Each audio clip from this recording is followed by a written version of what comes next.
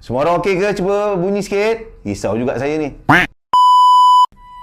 Okey tuan-tuan puan, kita rehat dulu 3 minit.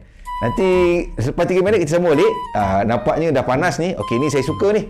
Ini benda pertama yang pengurus kena buat, iaitu adakan uji bakat. Ini pun masalah ni kita akan bincang. Isu-isu ni kita akan bincang. Don't worry. Ini pun sangat menjadi isu juga ni. Ni kita go ni. Jangan risau ni. Ni saya akan sembang. Don't worry. Terima kasih. Terima kasih Encik Amin Ashraf. Saya kenal Encik Amin Ashraf ni. Dah buat uji bakat ke ustaz-ustazah semua?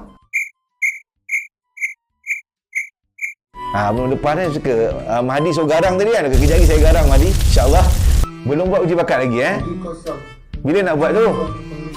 Sebab hari ni kita online, nak tunjuk cara uji bakat tu pun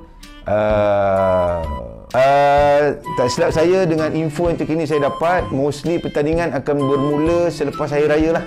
Terima kasih tuan-tuan. Jumpa lagi selepas ni. Jumpa selepas ni. Terima kasih.